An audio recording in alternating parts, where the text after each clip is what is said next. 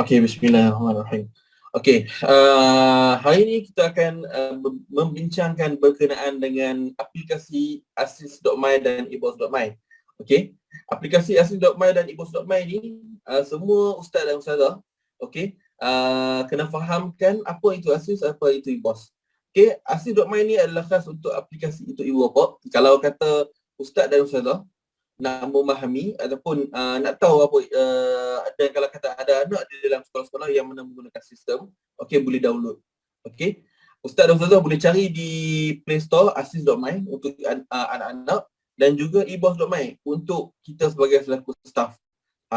Okey. Jadi memang kita bina khas untuk kiranya untuk kita tengok laporan lah, laporan kepada laporan murid, laporan staff, okey, dan sebagainya.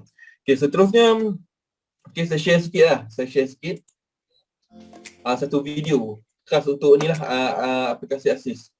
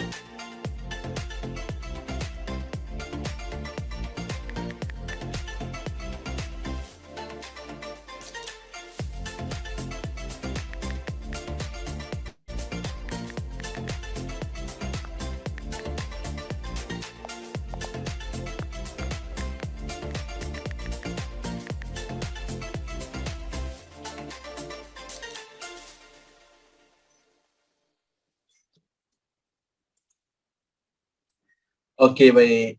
Okey, itu adalah sedikit lah apa yang kita sediakan, okey, untuk Ustaz dan Ustazah.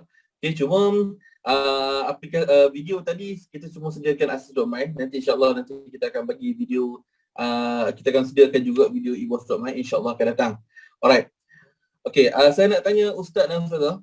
Okey, kalau kata kita bagi aplikasi Asis.my dan ebos.my ni, adakah Ustaz dan Ustazah dapat menggunakan dengan sebaiknya?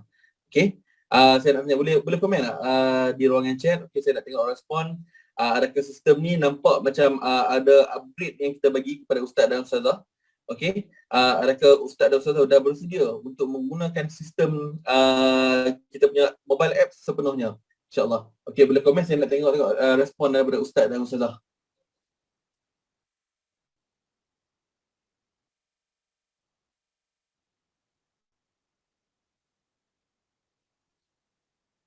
Okey, ramai yang boleh download. Okey, alhamdulillah. Tahniah. Okey, yang mana yang dah download, okey. Yang dah download boleh je follow kita punya step, okey. Kita punya step macam mana kita nak guna dan sebagainya, okey. Sangat-sangat bagus sebenarnya. Okey, contoh macam saya sendiri, bila sebelum ni, kalau sebelum kita ada manual, okey, pengalaman saya ada sebelum kerja di sebuah sekolah, okey.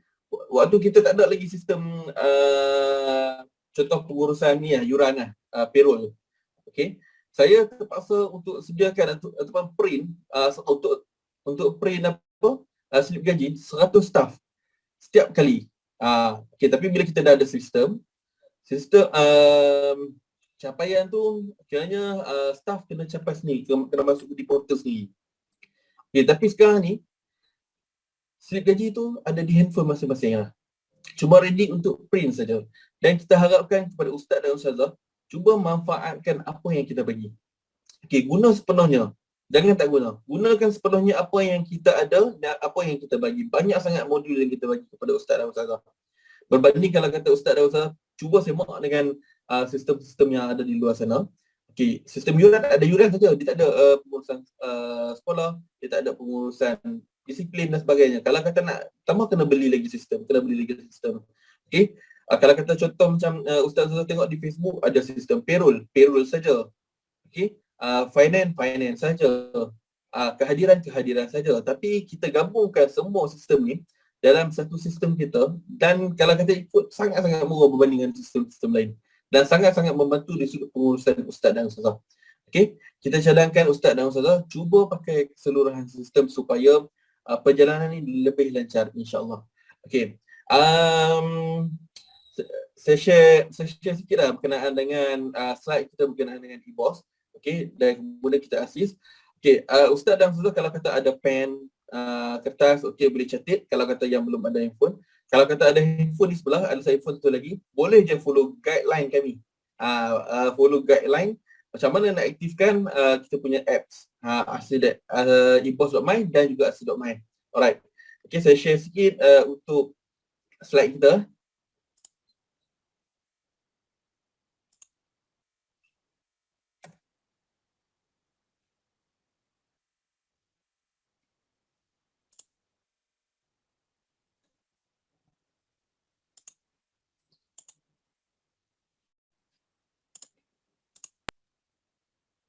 Okey, nampak saya punya slide? Okey, saya explain sikit berkenaan dengan eboss.my. Okey, eboss.my ataupun eboss mobile apps adalah merupakan aplikasi khas yang kita bina untuk semua staff-staff yang berdaftar di dalam kita punya sistem. Okey, yang mana berdaftar dengan kita punya sistem maksudnya berdaftar dengan sekolah punya sistem. Contoh kata sekolah An-Najihin, okey, semua staff dia akan dapat aplikasi ini. Okey, contoh kata sekolah Darul Izzah, okey, akan dapat dia punya mobile apps ni. Semua staff akan dapat daripada tak kisah daripada peringkat atasan hinggalah peringkat contoh macam kantin ke, koperasi ke, yang mana janji dia berdaftar ataupun kita masukkan nama pekerja tersebut di dalam sistem. Yang mana yang ada di dalam sistem semua akan dapat. Dan saya nak pastikan supaya ustaz dan ustazah kena sampaikan maklumat ni kepada semua supaya nanti kita punya komunikasi kita antara pihak sekolah dan juga staff-staff akan kesinambungan, akan disambungkan. Okay, supaya dapat semua. Okay, kiranya nanti contoh kata staff nak minta cuti, okay, minta dia daftar saja install apps, okay, daftar cuti melalui apps. Okay, contohnya macam tu. Alright. Seterusnya saya akan contohkan berkenaan dengan fungsi-fungsi. Yang pertama adalah menerima notifikasi maklumat daripada pentadbiran. Contohnya notis mesyuarat. Okey, bila pihak sekolah bagi saja notis melalui sistem, okey, semua staff akan dapat notification tersebut. Dan kita kena pastikan supaya kita cuba guide staff-staff supaya setiap hari pastikan on, bagi mengelakkan terlepas pandang di sudut notifikasi dan sebagainya. Okey. Dan kedua iaitu permohonan cuti. Kita boleh memohon cuti melalui sistem sahaja. Okey. Sangat-sangat mudah dan sangat-sangat membantu, insya-Allah. Okey. Yang ketiga adalah untuk semakan slip gaji. Semua staff, semua guru-guru yang mana sekolah yang menggunakan sistem slip gaji ataupun payroll, okey, akan dapat semua slip gaji sendiri melalui sistem apps. Saya tunjuk macam mana yang slip kerja tersebut. Okey, kemudian permohonan claim. Okey, kalau kata ada contoh macam ada perbatuan ke, claim petrol ataupun ada benda-benda yang terpaksa guru-guru keluarkan duit dia dulu, dia nak memohon claim balik kepada pihak sekolah, guna sistem yang ada sekarang ni. Okey, supaya yang pertama dia akan menjimatkan masa, yang kedua dia akan menjimatkan kita punya kertas lah. Okey. Alright. Dan seterusnya adalah laporan kehadiran. Okey, yang mana-mana sekolah yang menggunakan Face ID ataupun menggunakan fingerprint yang version kita yang lama, okey, semua laporan akan masuk seperti punch card. Okey, semua punch card ataupun maklumat kehadiran kita akan nampak sendiri. Contoh macam saya scan saya punya muka ataupun saya scan saya punya cap jari, okey, semua laporan akan masuk di dalam sistem secara auto. Okey. Alright. Kiranya kita tak boleh nak tipu lah. Kita tak boleh nak tipu. Contoh macam kadang-kadang bila kita guna punch card, okey, kita minta tolong kawan-kawan, tolong punch card. Okey.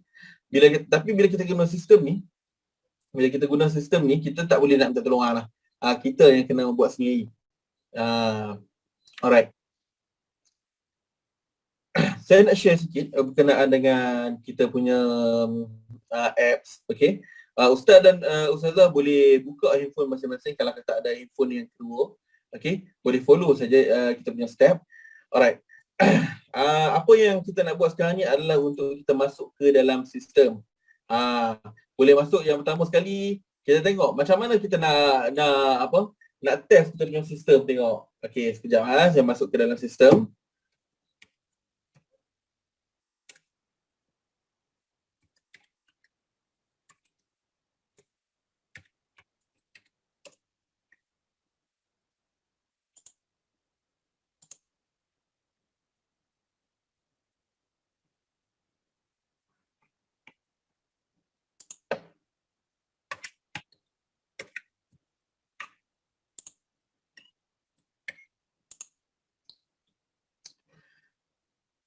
Okey, baik. Yang ni adalah paparan portal yang mana semua staff akan nampak macam ni kecuali button-button di sini.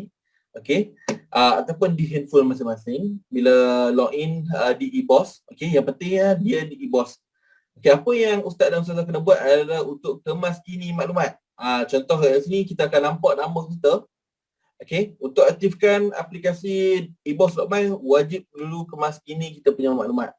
Okey. Klik pada nama kita. Okey. Kemudian kita akan nampak paparan nama kita sini, profil kita. Kita klik je profil kita. Okey. Dekat sini yang mana yang belum register apps, dia akan minta kat sini register apps, register aplikasi. Okey. Kemudian kena kemaskini semua maklumat-maklumat yang ada kat sini. Okey, kemudian klik save. Okey. Yang tu bila dah siap, baru kita klik register apps ataupun kita scan sahaja di QR code ni. Okey. Faham? Dapat tak apa yang saya sampaikan? Okey, kalau tak faham boleh komen je dekat dalam kita punya ruangan chat. Kalau kata perlu saya ulang, saya akan ulang.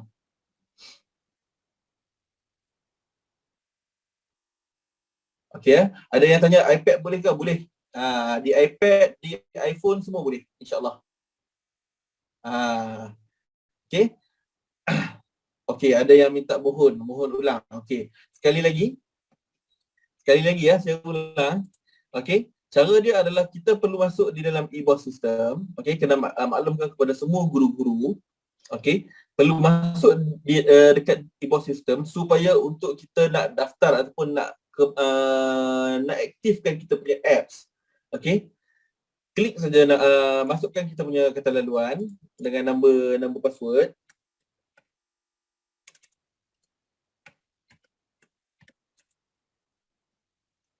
Okey, dan klik login. Okey.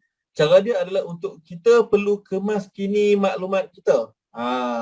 Kalau ID yang lama akses dalam lama boleh pakai ke dekat boleh.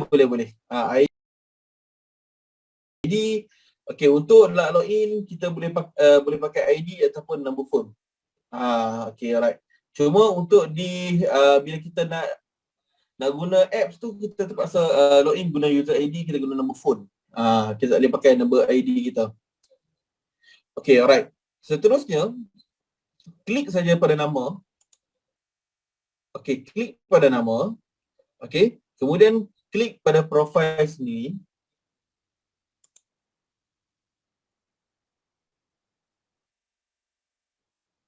Okay, ID yang ada dalam akses lama.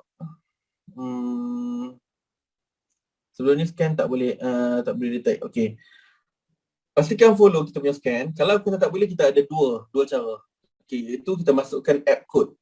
Okay, tak keluar scan. Okay, tak keluar scan sebab kita belum kemas kini ataupun kita belum klik. Lepas kita update kita punya profile, okay, kita kena klik save. Kemudian kita kena klik kat sini warna merah. Okay. Okay, baru dia akan keluarkan kod kat sini. Okay, kalau masih tak keluar juga, nanti cuba hubungi kita punya support. Okay, kita punya support, kita akan bantu insyaAllah. Cuma sekarang ni, follow je apa yang kita ajak. InsyaAllah nanti kita akan bagi tutorial. Okay. Alright. Lepas kita dapat kita punya scanner kat sini. Okay, kita punya scanner. Okay, apa yang kita perlu buat adalah kita buka ataupun kita download apps tersebut di dalam mobile apps kita. Okay, saya share sedikit berkenaan dengan kita punya mobile apps. Okay, kita boleh guna di sistem, contoh macam di App Store ataupun di Play Store. Dua-dua ada saja. Okay. Okay, nampak ni di phone saya. Okay, ni di phone saya. Okay, selepas saya download, okay, kita akan nampak download iaitu eboss.my dan asli.my. Okay, sekarang ni kita fokus kepada eboss dulu. Okay, kalau kata lupa password, okay, kena refer dengan admin lah. Ataupun tanya dengan kami akan cuba bantu untuk kita reset Ustaz punya password. Okay, insyaAllah. Okay, contact je dengan bahagian support. Okay, kita akan bantu insyaAllah. Okay. Seterusnya kita akan nampak eboss.my. Bila kita nampak eboss.my ni, kita klik. Okay, paparan sistem dia akan macam ni. Dia akan nampak pilihan satu adalah auto sync. Okay, pilihan kedua adalah manual. Okay, sistem ni tak ada link dengan tak ada. Okay, kita tak link dengan sistem luar. Kita ada eboss je. Okay. Kalau kata nak guna dengan kiranya pihak sekolah kena buat pilihan lah, sama ada nak guna dengan sistem ni ataupun nak guna dengan sistem eboss kita. Yang tu pihak sekolah yang kena tentukan. Okay, sebab bila untuk sistem ni, yang ni pengendalian untuk di dalam sekolah. Kalau kata di sistem contoh macam KPM atau semua, yang tu kementerian yang kementerian perlukan laporan daripada pihak sekolah. Okay. Kalau kata yang belum ada sistem untuk bahagian cuti dan sebagainya, saya cadangkan guna yang ni. Guna yang ni. Okay, yang mana tak silap saya, kalau kata yang masih menggunakan eboss Lite, tak menggunakan eboss full, masih boleh menggunakan membuat permohonan cuti. Dengan tak silap saya boleh membuat permohonan cuti dengan apa? Dengan tengok info kot, tak silap saya. Alright. Seterusnya, kalau kita ikut guideline kat sini, kita perlu scan lah. Kita kena klik pada teruskan untuk bahagian yang scanner tu. Okay. Kemudian saya akan tunjukkan macam mana nak scan. Okay. Kita pergi je di profile kita dan kita scan saja QR code ni. Oh, tak masuk sekejap. Okay. Bila saya scan, okay, akan automatik akan nampak kita punya nama sekolah ataupun logo sekolah ataupun company. Okay, dan kita akan nampak kita punya nama dengan nombor telefon kita. Dan kita klik teruskan untuk log masuk. Kita akan nampak paparan macam ni. Okay, kalau kata contohlah kata scan tak boleh. Okay, scan tak boleh. Kita ada dua cara, iaitu kita boleh masuk menggunakan pilihan yang kedua, iaitu app code. Ataupun app code. Okay, kod aplikasi ni kalau kata perasan lah Ustaz dan Ustazah. Okay, kadang-kadang kalau kata ada yang berdaftar asis.alphatech.com/asis0001. Contoh. Okey, yang asis 0001 tu adalah kod aplikasi masing-masing. Ada setengah sekolah ada yang menggunakan my04.alphatech.com/islah. Contoh itu. Okey, kod aplikasi anda adalah islah. Okey, ataupun ada yang menggunakan kod aplikasi my12.alphatech.com/darul izzah. Okey, Darul Izzah tu adalah kod aplikasi anda. Okey, cuma untuk di peringkat kami, okey, di peringkat kami, okey, kami akan sharekan tutorial dan juga app code di dalam grup support nanti, insya-Allah. Ustaz dan Ustazah boleh refer balik macam mana nak masukkan. Okey, kat sini saya tunjuklah contoh kat sini. Kita punya kod aplikasi, saya klik set. Okey, dia akan masukkan username dan password. Okey, username dan password ni macam mana nak dapat? Okey, saya share balik saya punya komputer. Macam mana kita nak dapatkan username dan password? Okey, selepas kita daftar kat sini, kalau perasan di warna hijau ni, kita akan nampak user, nombor telefon kita. Password default adalah nombor telefon kita. Kita boleh share, kita boleh tukar kita punya password di dalam aplikasi. Untuk sementara waktu, password adalah sama dengan nombor phone. Okey, untuk login. Alright. Seterusnya, okey, bila kita dah tahu dah macam mana kita punya apa? Pendaftaran, kita punya user ID atau dan password, okey. Seterusnya kita boleh login. Okey, kita boleh login Sekejap saya masuk di phone balik.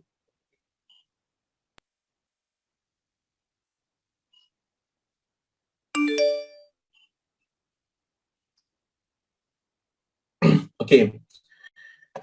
Bila kita masuk di phone kita, kita nampak kita punya user ID dan password kita masukkan. Okey, ni contoh ni contoh. Okey, bila saya masukkan log masuk, okey, saya akan nampak paparan yang pertama sekali di bahagian atas ni adalah paparan